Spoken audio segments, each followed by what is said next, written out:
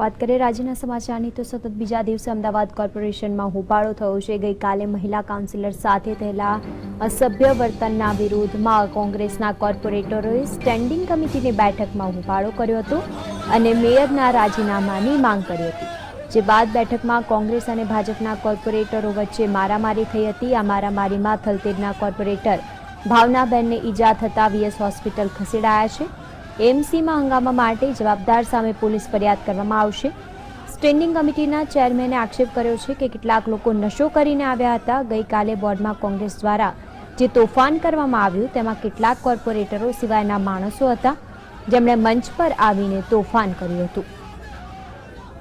हमारी दलित महिलाओं पर जे अभद्र वर्तन कर्યું એમને ધક્કે ચડાવ્યું અને મેયરશ્રીએ જ્યારે વારંવાર એમના કાઉન્સિલરોને સમજાવવાના પ્રયત્ન કર્યા ત્યારે મેયરશ્રીની વાત ન માનીને આ કાઉન્સિલરોએ ધમાલ કરી।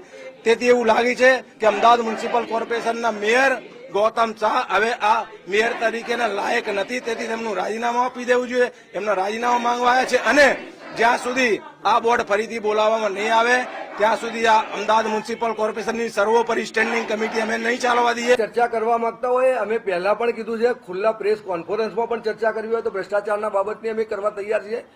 કોઈ પણ બાબતની ચર્ચા કરવી હોય તો ખુલ્લા મેદાનમાં આવે, અમે ચર્ચા કરવા તૈયાર। બેફામ રીતે વ્યસનવાળા લોકો અને તોફાની ટોળું આવી અને સ્ટેન્ડિંગ કમિટીમાં અને સ્ટેન્ડિંગ કમિટીના રૂમમાં, ચેરમેનના રૂમમાં અને મેયર સાહેબની રૂમમાં જે રીતે તોફાનો અને કૃત્ય કર્યો છે એ વખોડવા લાયક છે। લોકશાહીમાં આ જરા પણ શોભતું નથી। તો ઉનાના દલિત કાંડ બાદ આમ આદમી પાર્ટીની મહિલા નેતા સંગીતા ચાંડપાએ બ્રહ્મ સમાજ પર આકરા પ્રહારો કર્યા હતા, જેથી આજે મહેસાણામાં વિરોધનો જુવાળ જોવા મળ્યો હતો। બ્રહ્મ સમાજ મહિલાઓએ આમ આદમી પાર્ટીનો વિરોધ કર્યો હતો અને જિલ્લા કલેક્ટરને આવેદનપત્ર આપીને ચાંડપાને પદ પરથી